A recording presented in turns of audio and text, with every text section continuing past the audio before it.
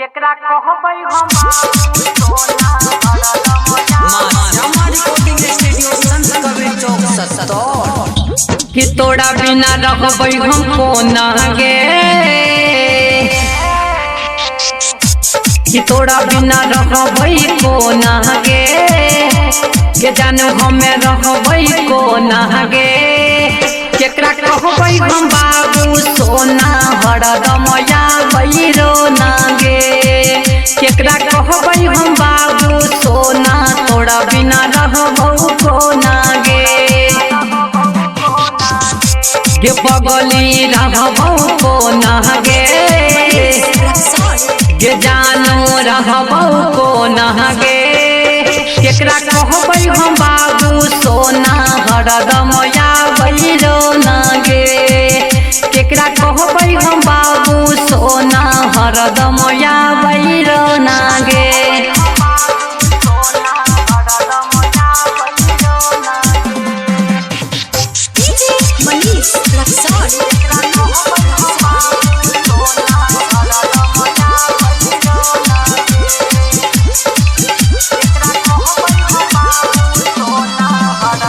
जन्मो जन्म संग रहै के क्रिया खैने रही जान गे, जन्मो जन्म संग रहै के क्रिया खैने रही जान गे। क्षण भर में दिल तोड़िए देलही, क्षण भर में दिल तोड़िए देलही, बुझा लेलही यान तोड़ा बिना आबै रोना गे। केकरा कहबै गै बाबू सोना हरदम आबै रोना गे।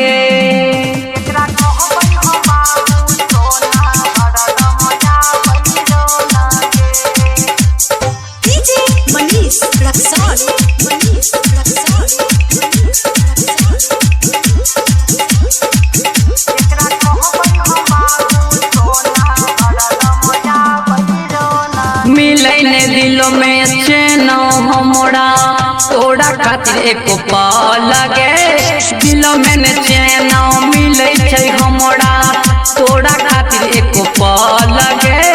उपदेव रमन संग करिए लेलही, सरवन संग करिए लेलही, पागली तू छाल तोड़ा बिना रहबै कोना गे। केकरा कहबै गे जान बाबू सोना अब हम रहबौ कोना गे, गे जानू हम रहबौ कोना गे।